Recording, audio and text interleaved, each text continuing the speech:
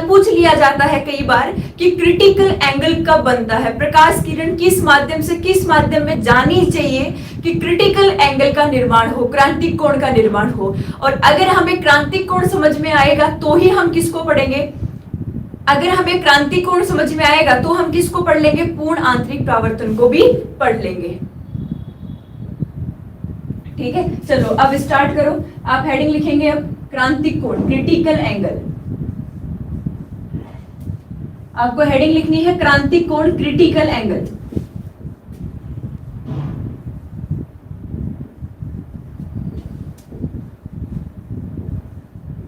क्रांतिक कोण, critical angle.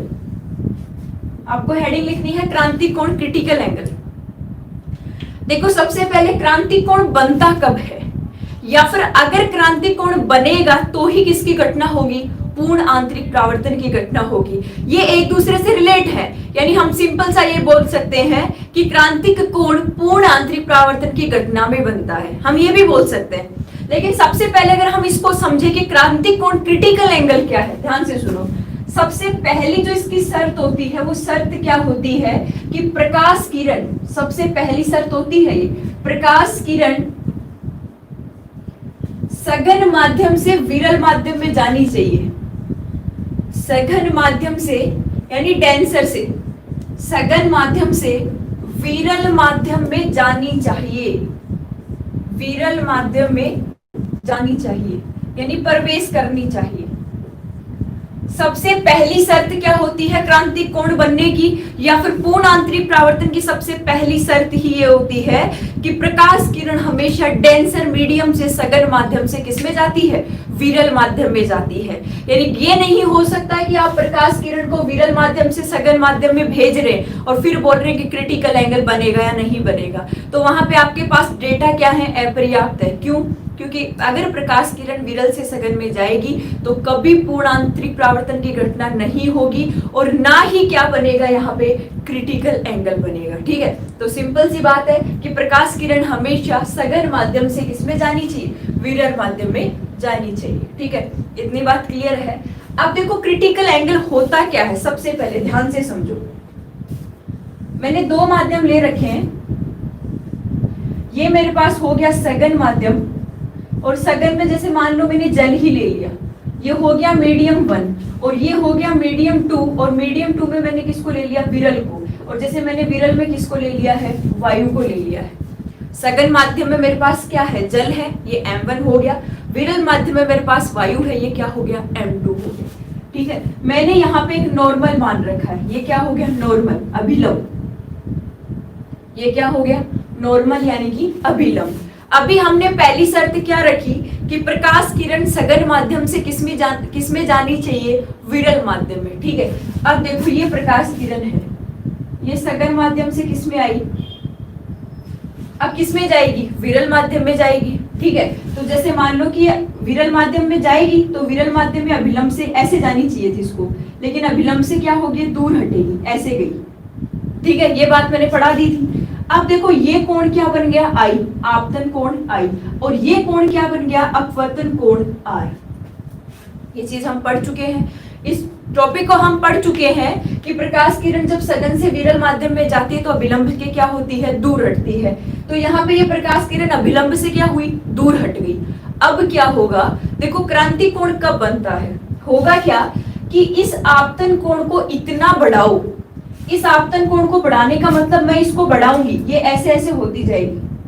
ठीक है, आपतन कोण को बढ़ाने का मतलब पहले इतना बढ़ाया, फिर इसको मैंने इतना बढ़ाया, तो इस आपतन कोण के मान को इतना बढ़ाया जाए कि ये जो अपवर्तन कोण है, अप्रकाश किरण है, जितना आप आपतन कोण को बढ़ाओगे उतना ही अपवर्तन कोण भी बढ़ेगा, तो प्रकाश किरण किस तरफ जाने लगेगी, ऊपर की तरफ जाने लगेगी। तो एक कंडीशन ऐसी आएगी आपके पास में, ये क्या हो गया आपका, नॉर्मल हो गया, नॉर्मल, अभिलंब हो गया, ये क्या हो गई, आपतित किरण हो गई, आपतित किरण हो गई।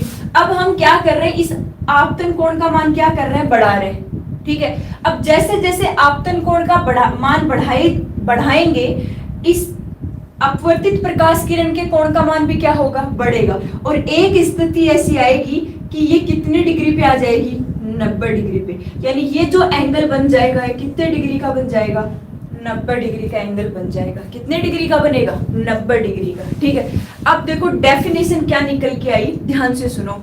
वह आपतन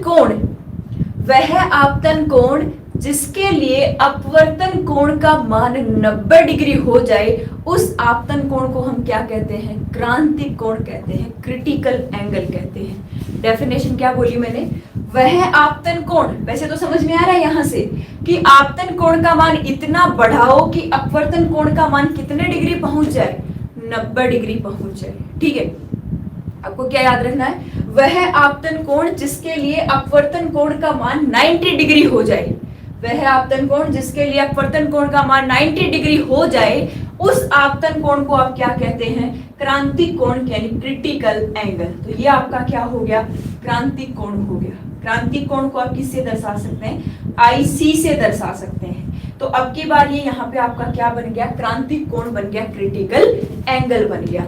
तो कंडीशंस आपको क्या याद रखनी है कि जब प्रकाश किरण सघन माध्यम से विरल माध्यम में जाती है, तो जैसे जैसे आपतन कोण का मान बढ़ता है, जैसे जैसे आपतन कोण का मान बढ़ता है, प्रकाश किरण किस ओर आने लगती है, सघन माध्यम की तरफ आने लगती है। और एक स्थिति ऐसी आती है कि वो कितने डिग्री का एंगल बना लेती है, 90 डिग्री के एंगल पे आ जाती है। तो इस 90 डिग्री एंगल के लिए जितने आपतन कोण की मान की जरूरत होगी, उसे आप क्या कह देंगे, क्रांतिक कोण कह देंगे। तो यहाँ पे ये IC क्या हो गया, क्रिटिकल एंगल, यानी कि क्रांतिक कोण।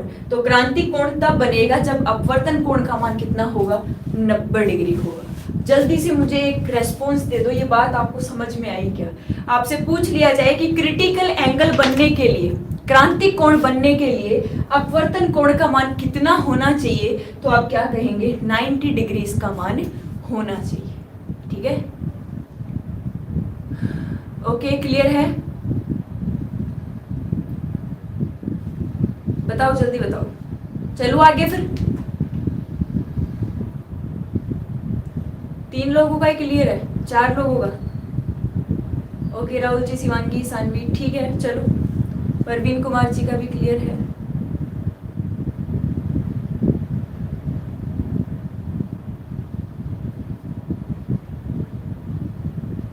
ओके, शोक कुमार जी,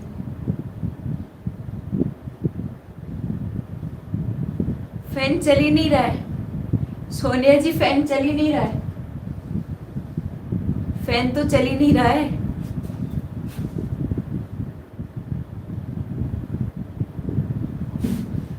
ओके, चलो अब आप हेडिंग लिखो, पूर्ण आंतरिक परावर्तन। क्रांतिक कोण समझ में आ गया, तो अब हमें आसानी से पूर्ण आंतरिक परावर्तन की घटना समझ में आ जाएगी।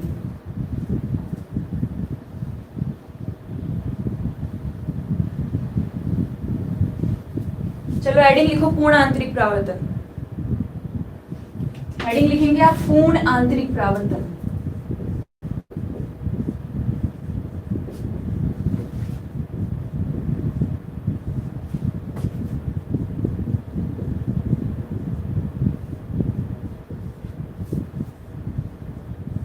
पूर्ण आंतरिक परावर्तन। चलो, पूर्ण आंतरिक परावर्तन क्या होता है, देखो क्रिटिकल एंगल से रिलेटेड क्रिटिकल एंगल जरूर बनेगा। अगर पूर्ण आंतरिक परावर्तन की घटना होगी तो क्रिटिकल एंगल जरूर बनेगा।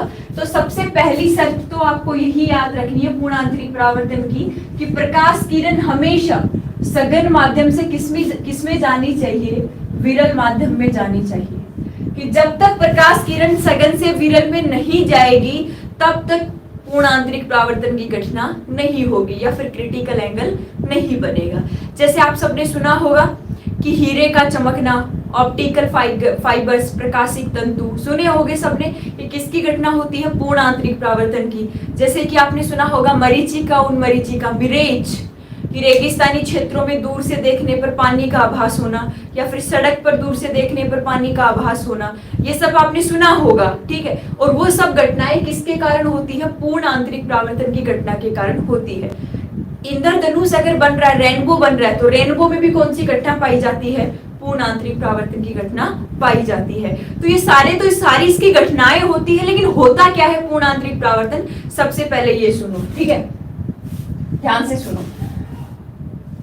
देखो आपके पास में है मीडियम 1 और आपके पास में है मीडियम 2। मीडियम 1 को आपने डेंसर माना है, यानी ये सघन माध्यम है, और मीडियम 2 को आपने रेयर माना है, यानी ये कैसा माध्यम है, विरल माध्यम है। ठीक है, ये कैसा माध्यम है, विरल माध्यम है। लिख सानवी ओके लिख देंगे, रुक जाओ। ठीक है, अब क्या हुआ कि एक प्रकाश किरण है, जैसे मैंने पहले माध्यम को क्या मान लिया, सघन, और दूसरे को क्या मान लिया, विरल, वही कंडीशन बनानी है। अब प्रकाश किरण क्या होगी, इस सघन माध्यम से किस में जाएगी, विरल माध्यम में। इस तरीके से ये एक प्रकाश किरण आई सघन माध्यम से विरल माध्यम में, इसको कैसे जाना चाहिए था, ऐसे, बिल्कुल ऐसे ही जाना चाहिए था। ठीक है, लेकिन हुआ क्या कि जैसे जैसे आप इस कोण आई का मान बढ़ा रहे हो, जैसे जैसे आप कोण आई का मान बढ़ा रहे हो, ये प्रकाश किरण जैसे इस एंगल के साथ अपवर्तित हुई, कोण आर के साथ क्या होगी, रिफ्रैक्ट हो गई, अपवर्तित हो गई। अब क्या हुआ कि जैसे जैसे कोण आई का मान बढ़ाते जा रहे हो, ये अपवर्तित प्रकाश किरण किस एंगल पे जाएगी, 90 डिग्री के एंगल पे। यानी कि ये इसकी फर्स्ट कंडीशन है, और दूसरी कंडीशन क्या हो गई, दूसरी कंडीशन इसकी ये हो गई, ये हमने इस आपतन कोण के मान को इतना बढ़ा दिया, ये हो गया आपतन कोण। तो ये अपवर्तित प्रकाश किरण है, ये कितने एंगल पे आ गई, ये 90 डिग्री के एंगल पे आ गई, इस एंगल पे आ गई। ये एंगल कितना हो गया, 90 डिग्री का। तो इस कोण को आप क्या लिख लेंगे, कोण आईसी, और यहाँ पे कोण आईसी क्या होता है, क्रांतिक कोण, क्रांतिक कोण, या फिर इसको आप क्या बोल सकते हैं, क्रिटिकल एंगल। और ये 90 डिग्री क्या है, यहाँ पे अपवर्तन कोण है, ये क्या है, अपवर्तन कोण है। अब क्या होगा कि जब इस एंगल का मान और ज्यादा बढ़ रहा है, जब इस एंगल का मान और ज्यादा बढ़ रहा है, यानी कि इस क्रांतिक कोण तो बन गया, फिर भी इस एंगल का मान आप और बढ़ाओ। जब इस एंगल का मान और बढ़ाया गया तो हुआ क्या, इस तरीके से आपने इस एंगल का मान और बढ़ा दिया, ये हो गया क्रांतिक कोण आईसी। तो हुआ क्या कि 90 डिग्री से भी ऊपर चली गई, यानी ये इसी माध्यम में वापस आ गई। ये क्या हो गई, ये यहाँ पे क्या हुआ था, अपवर्तन हुआ था, और वापस इसका क्या हो गया, परावर्तन हो गया। फिर से क्या हो गया, इसका परावर्तन हो गया। ठीक है, और इसी माध्यम में क्या हो गई, ये वापस लौट आई, इसी माध्यम में वापस लौट आई। ये जो घटना आपको दिख रही है, ये घटना, इसको कहा जाता है पूर्ण आंतरिक परावर्तन। इस घटना को हम क्या कहते हैं, पूर्ण आंतरिक परावर्तन। यानी कि जब कोई प्रकाश किरण एक बार अपवर्तित होने के बाद फिर से परावर्तित होती है, अगर कोई प्रकाश किरण एक बार अपवर्तित होने के बाद फिर से परावर्तित होती है, तो उस घटना को आप क्या कहते हैं, पूर्ण आंतरिक परावर्तन कहते हैं। इतनी कंडीशन तो हमने समझ ली थी कि प्रकाश किरण जब सघन से विरल में आ रही है तो अभिलंब से दूर हट रही है। फिर हमने क्या किया, आपतन कोण का मान इतना बढ़ा दिया कि अपवर्तन कोण का मान कितने डिग्री हो जाए, 90 डिग्री हो जाए। तो अपवर्तन कोण का मान कितना हो गया, 90 डिग्री हो गया। फिर क्या हुआ, धीरे धीरे जब इस आपतन कोण का मान और बढ़ाया गया तो देखा गया कि ये जो अपवर्तित प्रकाश किरण है ये वापस इसी माध्यम में लौट आई, और इस घटना को आप क्या कहते हैं, परावर्तन कहते हैं। जब हमने परावर्तन पढ़ा था तो परावर्तन में क्या पढ़ा था कि प्रकाश किरण जब किसी माध्यम में आपतित होती है तो उस माध्यम में परावर्तित होके उसी में वापस लौट जाती है। तो जिस एंगल से आपतित हुई उसी एंगल से परावर्तित हुई। तो एक बार तो यहाँ अपवर्तन की घटना होती है, और फिर कौन सी घटना होती है, परावर्तन की घटना होती है। और इस कंप्लीट प्रोसेस को हम क्या बोलते हैं, पूर्ण आंतरिक परावर्तन कहा जाता है। कंप्लीट प्रोसेस को क्या कहा जाता है, पूर्ण आंतरिक परावर्तन की घटना। इतनी बात क्लियर है।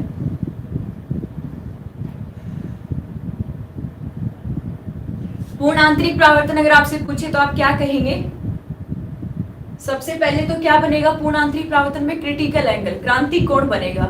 और फिर क्या होगा कि इस आपतन कोण का मान आपने और बढ़ाया तो ये प्रकाश किरण 90 डिग्री के एंगल से और ज्यादा ऊपर चली गई, तो ये उसी माध्यम में वापस लौट आई जिस माध्यम में पहले थी। तो इसको आपने क्या बोल दिया, प्रकाश का क्या हो गया, परावर्तन हो गया। ठीक है, रिपीट करना है, ध्यान से सुनो। आपको देखो प्रोसेस नहीं पूछी जाती है, एक बात ध्यान से सुन लो। आपको कभी प्रोसेस आपको तैयारी करनी है तो आपको घोड़े वाली चाल चलनी पड़ेगी। यानी अगर मैं आपको ये चीज पढ़ा रही हूँ तो इस टाइम आपके माइंड में एक बात पहले से क्लियर होनी चाहिए कि इस टॉपिक से सवाल आज तक कैसे आए हैं, और वो चीज हमारी क्लियर कब होगी, तब हम प्रीवियस ईयर के क्वेश्चंस देखेंगे या फिर पेपर्स को देखेंगे। ये बात हमारे दिमाग में होनी चाहिए, ऐसे किसी का सिलेक्शन नहीं होता। चाहे कितनी ही थ्योरी पढ़ लो, कितनी ही चीजें पढ़ लो, आप सब कुछ पढ़ के छोड़ दो, फिर भी सिलेक्शन नहीं हो रहा, इसका मतलब गलती आप में है, गलती आपकी तैयारी में है। क्यों? आप टाइम तो वेस्ट कर रहे हो, बट उस चीज पे टाइम वेस्ट नहीं कर रहे जहां से क्वेश्चंस आ रहे, जो आपको सक्सेस कर सकता है, जो आपके पेपर को बिल्कुल क्लियर करवा सकता है, वो टॉपिक आपने अभी तक चूज ही नहीं किए। तो तैयारी करने के लिए सबसे पहले अपने माइंड को सेट करो और उन टॉपिक्स को पकड़ो, ठीक है। हाँ बिल्कुल मोनू सिंह जी, आपतन कोण का मान क्रांतिक कोण के मान से क्या होता है? अधिक होता है। तो आपसे सवाल देखो, मैं बोलती हूँ आपको, ये प्रोसेस तो नहीं पूछी जाएगी, ये मैंने आपको पढ़ा दिया, ठीक है। हाँ अशोक कुमार जी, ये प्रोसेस तो नहीं पूछी जाएगी, बट आपको समझाना जरूरी है कि आपको समझ में कैसे आएगा पूर्ण आंतरिक परावर्तन क्या होता है। सवाल आपसे क्या पूछे जाएंगे? पूर्ण आंतरिक परावर्तन की शर्त क्या होती है? प्रकाश किरण सघन से विरल में जाएगी या फिर विरल से सघन में जाएगी? तो आपका आंसर क्या आना चाहिए कि जब प्रकाश किरण सघन से विरल में जाएगी तो ही पूर्णांतरिक परावर्तन की घटना होगी। दूसरा सवाल आपसे पूछा जाता है कि क्रिटिकल एंगल क्रांतिक कोण किस घटना में बनता है? आप क्या कहेंगे? पूर्णांतरिक परावर्तन में बनता है, ठीक है। क्रिटिकल एंगल के लिए अपवर्तन कोण का मान कितना होना चाहिए? आप क्या कहेंगे? 90 डिग्री होना चाहिए, ठीक है। और फिर आपसे पूछी जाएगी पूर्ण आंतरिक परावर्तन की घटनाएं, कि वातावरण के अंदर पूर्ण आंतरिक परावर्तन की घटनाएं कौन कौन सी होती है। जैसे आपसे पूछ लिया कि बताओ प्रकाशिक तंतु किस घटना पे काम करता है? Optical fibres. आप क्या कहेंगे? पूर्ण आंतरिक परावर्तन पे। तो ऐसे सवाल आपसे पूछे जाते हैं, ठीक है। तो उन पे आपको क्या करना है? फोकस करना है, थोड़ा सा अपने माइंड को उस टाइप से सेट कर लो। किसने रिपीट के लिए बोला था? शिवांगी जी देख लो, आपने बोला था ना, ये प्रकाश किरण सघन से विरल में आई, ठीक है, अभिलंब से दूर हटी, ये क्या हो गया? आपतन कोण आर हो गया,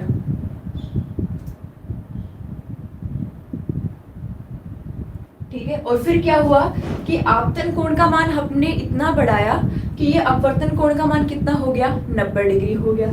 इसको आप क्या बोल रहे हैं? क्रिटिकल एंगल क्रांतिक कोण। फिर से आप क्या कर रहे हैं? आपतन कोण का मान और बढ़ा रहे हैं, तो अपवर्तन कोण का मान, अपवर्तन जो अपवर्तित प्रकाश किरण है वो क्या हो गई? परावर्तित हो गई। तो इस घटना को आपने क्या बोल दिया? पूर्ण आंतरिक परावर्तन बोल दिया।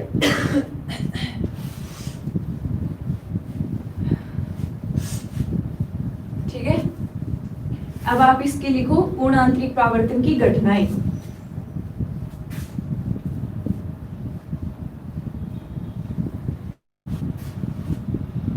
ठीक है, अब लिखो आंतरिक परावर्तन की घटनाएं।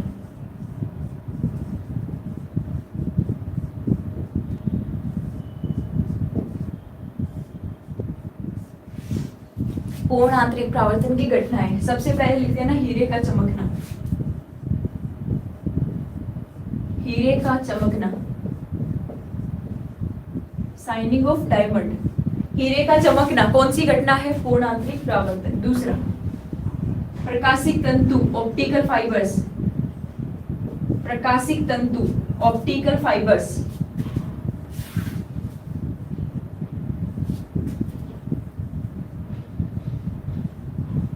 प्रकाशिक तंतु ऑप्टिकल फाइबर्स, ठीक है।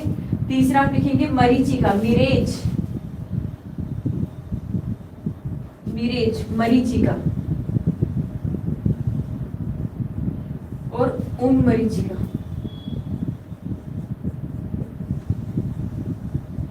ठीक है, मरीचिका में आप लिख लेना रेगिस्तानी क्षेत्रों में,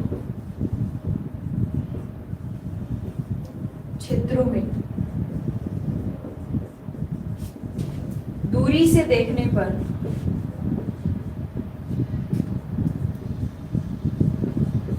इसको मृग मरीचिका भी बोला जाता है, मृग मरीचिका भी बोला जाता है। तो रेगिस्तानी क्षेत्रों में दूरी से देखने पर पानी का भ्रम होना, पानी का भ्रम होना, यानी ये माना जाता है कि रेगिस्तानी क्षेत्रों में जो हिरण होते हैं, ठीक है, वो जब दूर से देखो, जब प्यास लगती है तो वो जब देखते हैं तो आपको उनको मतलब दूरी पर उनको क्या आभास होता है, जैसे वहां पे पानी हो, भ्रम हो जाता है उनको। फिर वो वहां पे जाते हैं तो उनको पानी नहीं मिलता, फिर वो वहां से देखते हैं तो उनको ये लगता है कि पानी उनसे और दूर चला गया है। जैसे आप सबने देखा होगा कि जून, मोस्टली जून, मई जून का जो महीना होता है, जैसे आप बाइक चला रहे हैं सड़क पे, राजस्थान वाले हैं तो उनको तो ज्यादा पता ही होगा, राजस्थान के इलाके वाले बच्चों को तो जब आप सड़क पे बाइक चला रहे होते हैं तो आपको खुद को ऐसे लगता है कि आपसे थोड़ी सी दूरी पे पानी भरा हुआ है, ठीक है, आप पास जाते तो ऐसा नहीं लगता। इतनी बात क्लियर है? तो ये याद रख लेना, मिरेज मरीचिका और उन मरीचिका रेगिस्तानी क्षेत्रों में दूरी से देखने पर पानी का क्या होता है, भ्रम होता है, ठीक है। और चौथा आप यहाँ पे क्या लिख सकते हैं, रेनबो में भी ये काम आता है, रेनबो, रेनबो, रेनबो मतलब इंद्रधनुष, इंद्रधनुष, जब इंद्रधनुष बनता है, इंद्रधनुष का बनना, तब भी पूर्ण आंतरिक परावर्तन की घटना होती है। देखो इंद्रधनुष में तो अपवर्तन भी होता है, परावर्तन भी होता है। बिल्कुल संजय जी डाल दो, बिल्कुल डाल सकते हैं, ठीक है। तो रेनबो इंद्रधनुष का बनना किसका उदाहरण होता है, पूर्ण आंतरिक परावर्तन का उदाहरण होता है, ठीक है। बताएंगे कुलदीप जी, भी रुक जाओ। अब देखो प्रकाशिक तंतु के सिद्धांत पे, जैसे मैं आपसे एक सवाल पूछूं कि मानव शरीर के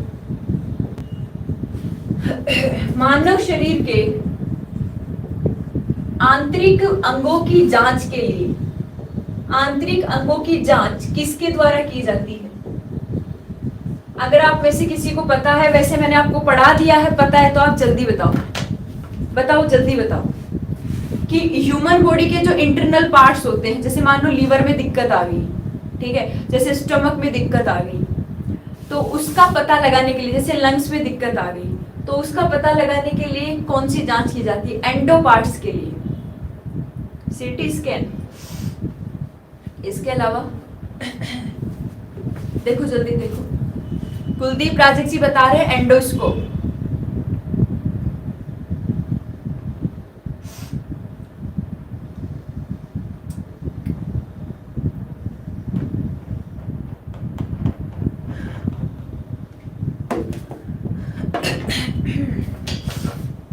ठीक है, ऑप्टिकल फाइबर्स या फिर एंडोस्कोप।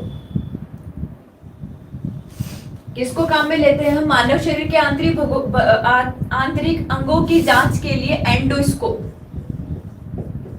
एंडोस्कोप को काम में लिया जाता है। सबने नाम सुना होगा, मैंने एक दिन क्लास ली थी आपकी ऐप पर, ली होगी शायद, हीट वाला चैप्टर कंप्लीट होने के बाद मैंने ये सब लिखाए थे, किसकी जांच किसके द्वारा की जाती है, इसको खोजा किसने था, ये सारी चीजें मैंने आपको एक टेबल बनवाई थी, लेकिन फिर भी आप लोगों ने याद नहीं की, बड़े दुख की बात है।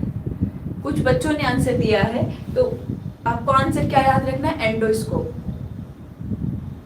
ओके, तो मानव शरीर के आंतरिक अंगों की जांच के लिए किसको काम में लिया जाता है? एंडोस्कोप को काम में लिया जाता है। और ये एंडोस्कोप किसके सिद्धांत पे काम करता है? ऑप्टिकल फाइबर्स के सिद्धांत पर। एंडोस्कोप है वो किसके सिद्धांत पे काम करता है? ऑप्टिकल फाइबर्स के सिद्धांत पर। और ऑप्टिकल फाइबर्स किसकी घटना होती है? पूर्ण आंतरिक परावर्तन की घटना पर कार्य करता है। तो ये पूर्ण आंतरिक परावर्तन की घटनाएं हैं हीरे का चमकना, प्रकाशिक तंतु, ऑप्टिकल फाइबर्स। ऑप्टिकल फाइबर्स के आधार पर मानव शरीर के आंतरिक अंगों की जांच भी की जाती है, जिसके लिए हम एंडोस्कोप को क्या करते हैं? काम में लेते हैं। मिरेज हो गया, जिसे मरीचिका उन मरीचिका कहते हैं।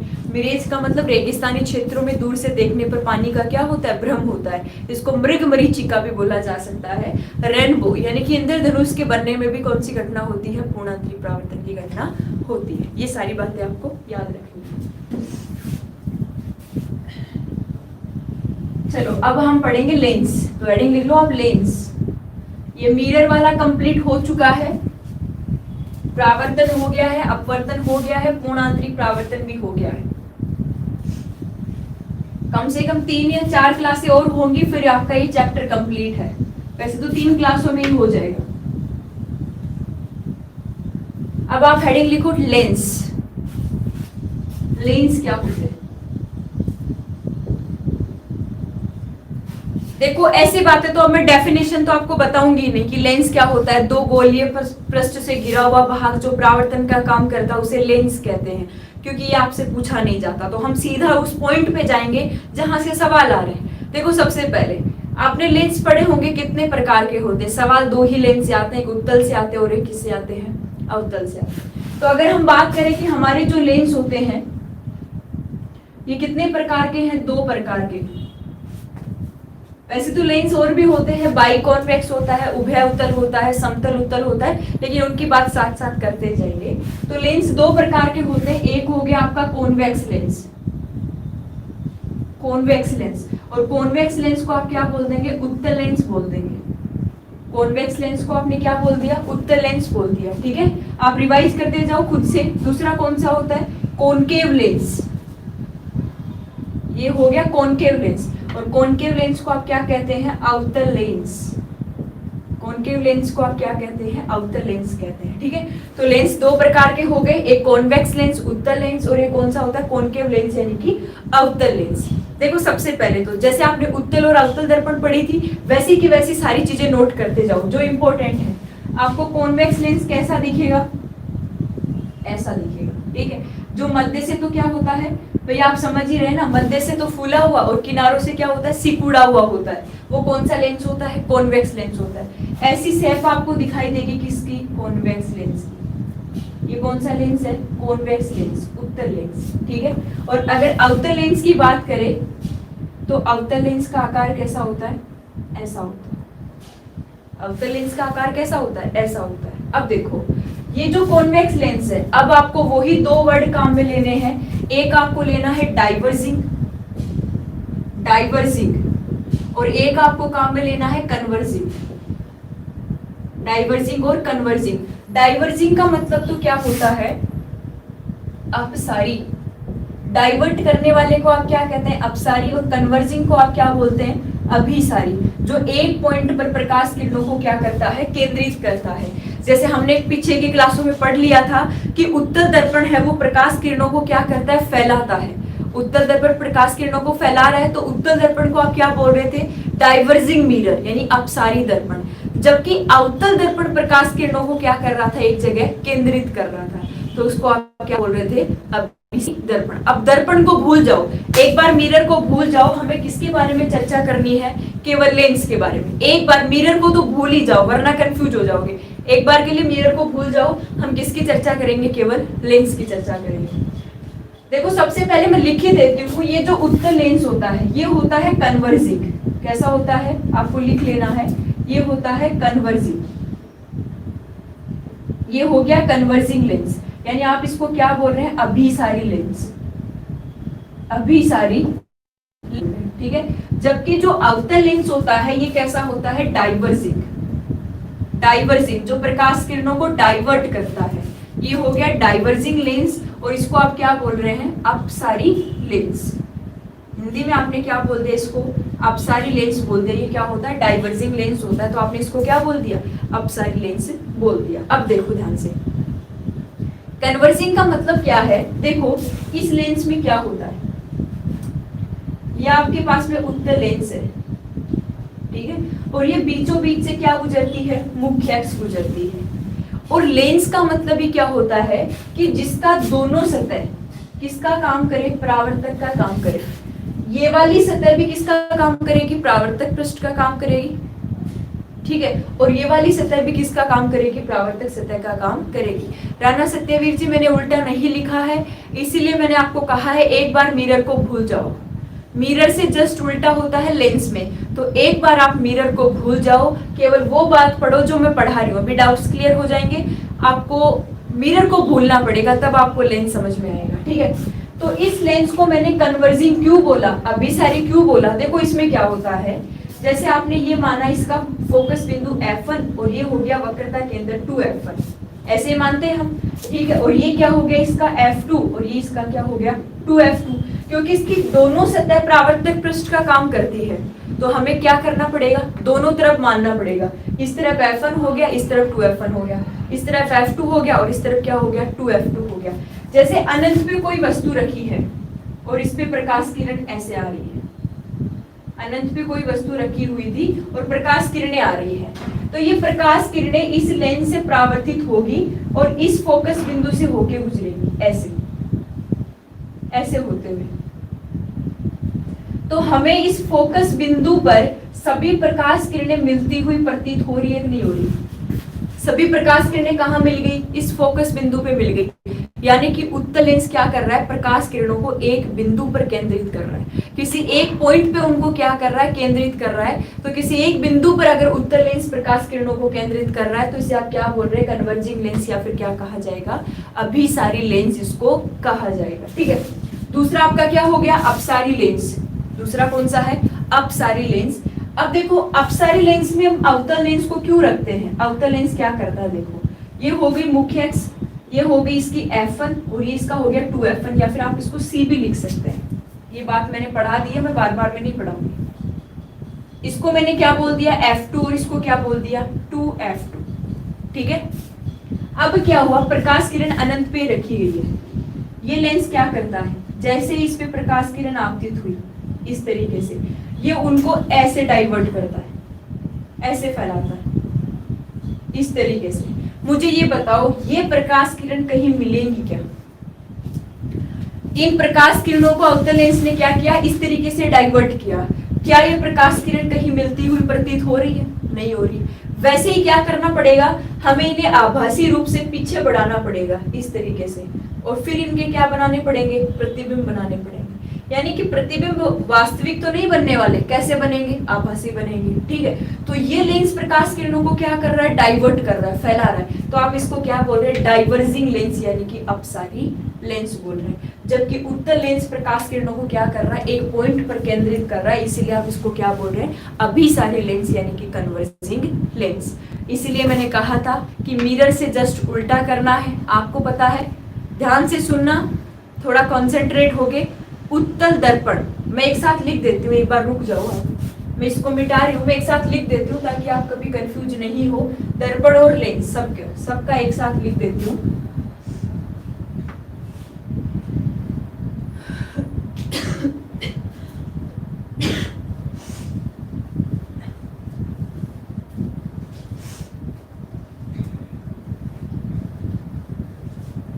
ठीक है, चलो एक साथ लिख लो आप। देखो, अभिसारी की बात की जाए, अभिसारी की, कन्वर्जिंग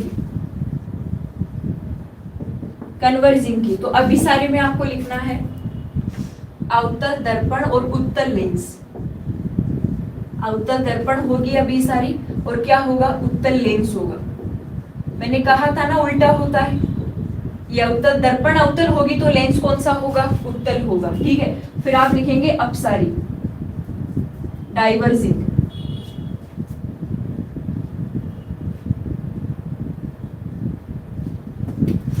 डाइवर्जिंग में आप लिख लेंगे उत्तल दर्पण और अवतल लेंस। ठीक है, आ गई होगी शायद बात समझ में? बात समझ में आई? कन्वर्जिंग अभिसारी की बात करेगा तो अभिसारी दर्पण कौन सी होती है? अवतल, लेकिन लेंस कौन सा होगा? उत्तल। ठीक है, अपसारी की बात करें डाइवर्जिंग की तो दर्पण कौन सी होती है? उत्तल, लेकिन लेंस कौन सा होगा? अवतल। ठीक है, अब आपको चिन्ह परिपाटी में भी कंफ्यूज होगा। चिन्ह परिपाटी का मतलब ध्यान से सुनो, मैंने ये लिख रखा है उत्तल लेंस, ठीक है, और एक तरफ मैंने लिख रखा है अवतल लेंस।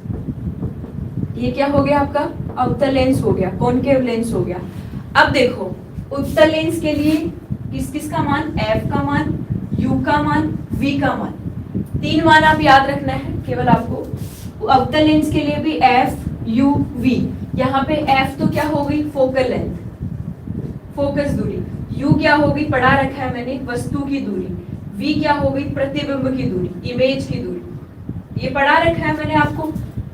केवल आपको ये याद रखना है कि उत्तल लेंस के लिए F धनात्मक होगी, U धनात्मक होगा, V धनात्मक होगा या फिर ऋणात्मक होगा। अगर आप में से किसी को पता है तो आप बता सकते हैं। सबसे पहले मुझे उत्तल लेंस की फोकस दूरी बताओ, पॉजिटिव होगी या फिर नेगेटिव होगी? कोई भी स्टूडेंट, कि अगर आपके पास लेंस उत्तल है, उत्तल दर्पण की बात नहीं कर रही हूं मैं, केवल उत्तल लेंस की बात कर रही हूँ, कि अगर आपके पास में उत्तल लेंस है तो उसकी फोकस दूरी धनात्मक होगी, ऋणात्मक होगी। बलवीर सिंह शेखावत जी बता रहे पॉजिटिव होगी। ओके, चलो और बताओ। बताओ जल्दी बताओ।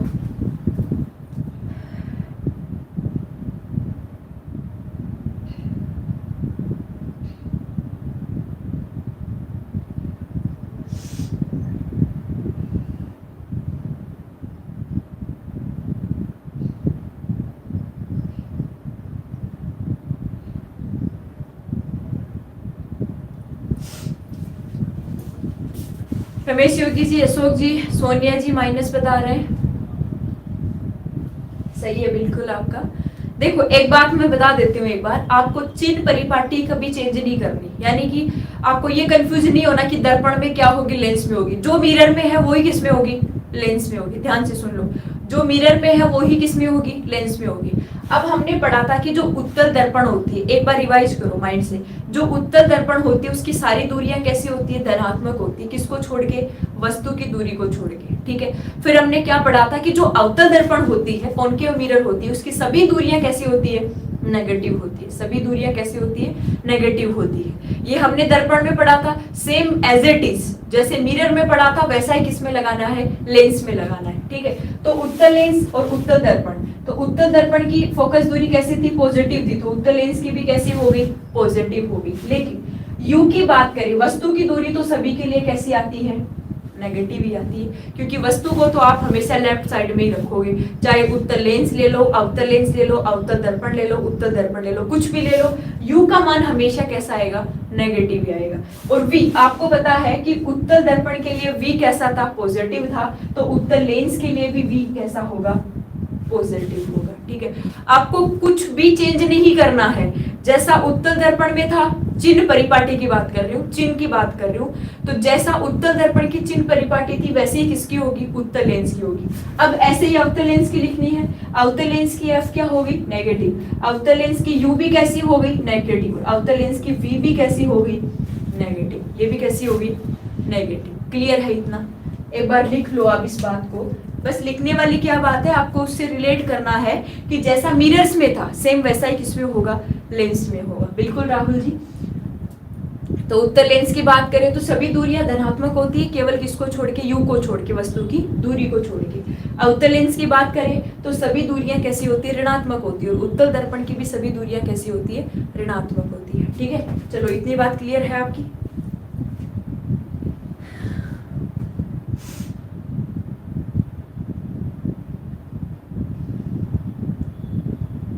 ओके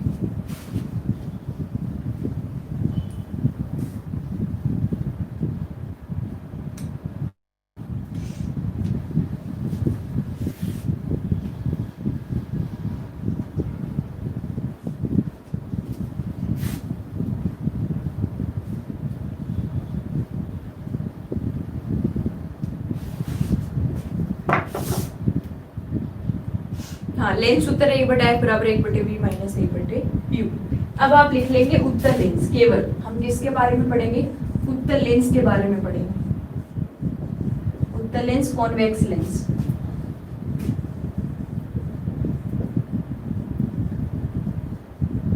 सबसे पहले तो एक बार रिवाइज कर लेते हैं अपन। f का मान कैसा होगा, पॉजिटिव।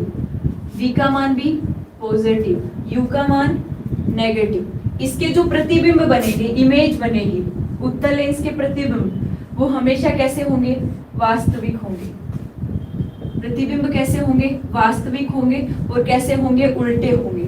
क्योंकि अगर इमेज वास्तविक बनती है, वर्चुअल बनती है, तो प्रतिबिंब कैसा बनेगा, उल्टा बनेगा, ठीक है। तो उत्तल लेंस है, कॉन्वेक्स लेंस है, f पॉजिटिव, v पॉजिटिव और u कैसी होगी, नेगेटिव होगी। और इसकी जो इमेज बन रही है, प्रतिबिंब बन रही है, वो कैसी होगी, वास्तविक और उल्टा होगा। अब देखो, जैसे पहली कंडीशन आपको, जैसे अपन ने दर्पण में पढ़ा था सेम वैसे ही लेंस में पढ़ना है। पहली कंडीशन क्या है, जब वस्तु यानी ऑब्जेक्ट को, जब वस्तु अनंत पर रखी हो, जब वस्तु कहाँ रखी हो, अनंत पर हो, तो इसका प्रतिबिंब कहाँ बनेगा। सवाल पूछ लिया जाता है कि जब वस्तु को अनंत पे रखा गया हो तो उसका जो इमेज है, उसकी जो प्रतिबिंब है वो कहाँ बनेगी। जैसे ऐसा कैसा हमने किस में पढ़ा था, दर्पण में पढ़ा था। तो हमें उत्तल लेंस के प्रतिबिंब बनाने हैं। तो देखो मेरे पास ये क्या हो गया, एक उत्तल लेंस हो गया। ये हो गया इसका ऑप्टिकल सेंटर, जिसको आप क्या बोल सकते हैं, प्रकाशिक केंद्र O। और यहाँ से मुख्य अक्ष गुजर रही है, ठीक है। और ये इसका हो गया F1, फोकस बिंदु F1, और ये इसका हो, मान लिया हमने 2F1, या फिर आप इसको C1 भी बोल सकते हैं। क्या बोल सकते हैं? C1 भी बोल सकते हैं, ठीक है। अब इसके बाद ये क्या हो गया आपका F2, फोकस बिंदु F2, और ये क्या हो गया 2F2, या फिर आप इसको क्या लिख सकते हैं? C2 भी लिख सकते हैं। 2F2 या फिर आप क्या लिख सकते हैं? C2 भी लिख सकते हैं। अब देखो वस्तु को कहाँ रखा गया है? अनंत पे रखा गया है, हमें पता ही नहीं है। तो वस्तु से आने वाली प्रकाश किरण किस पे आपतित हुई? इस तरीके से लेंस पे आपतित हुई। वस्तु से आने वाली प्रकाश किरण किस पे आपतित हुई? लेंस पे आपतित हुई। देखो हुई, ठीक है। इस तरीके से वस्तु से आने वाली प्रकाश किरण किस पे आपतित हुई? लेंस से आपतित हुई। अब इस सतह पर आपतित हुई तो इस सतह से ये क्या होगी? परावर्तित होगी, और परावर्तित होने के बाद ये किससे होके गुजरती है? फोकस बिंदु F2 से। इस तरीके से ये भी कहां से होके गुजरी? F2 से। ये कहां से होके गुजरी? F2 से। इस तरीके से, ठीक है। तो ये जहां मिलती हुई प्रतीत हो रही है, ये मिल कहां रही है? सभी की सभी फोकस बिंदु F2 पर। तो यहाँ इसका क्या बन गया? इमेज बन गया।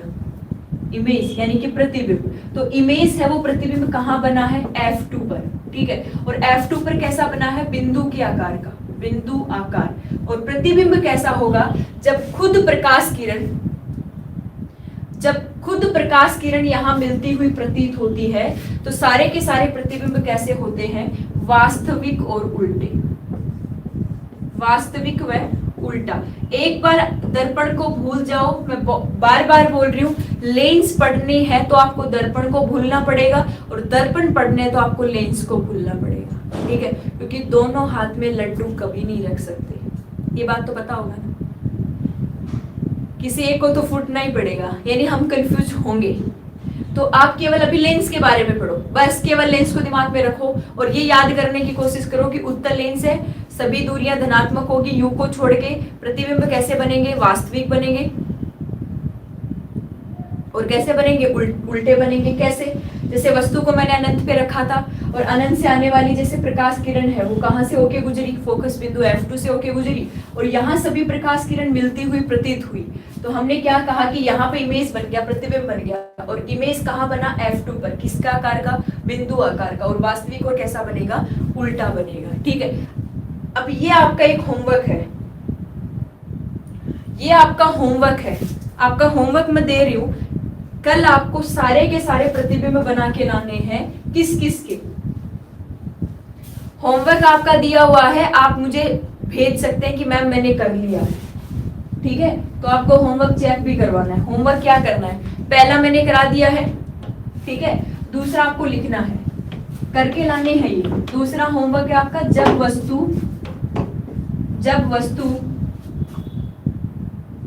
2F1 या C1 से बाहर हो, इसकी इमेज बनानी है, प्रतिबिंब बनानी है। तो इसकी इमेज कहाँ बनेगी और कैसी बनेगी, कल आपको बनाना है। मतलब घर बैठ के आज ही बना लेना। तीसरे नंबर पे आपको क्या बनाना है?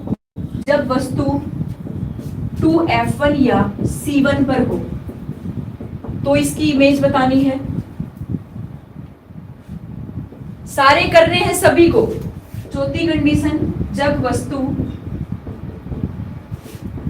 2F1 व F1 के मध्य हो, बीच में हो, ठीक है। और चौथी कंडीशन आप बना देना, जब वस्तु, पांचवी कंडीशन, जब वस्तु F1 पर हो। इनकी इमेज कहां बनेगी और इमेज की प्रकृति क्या बनेगी? ओके अशोक।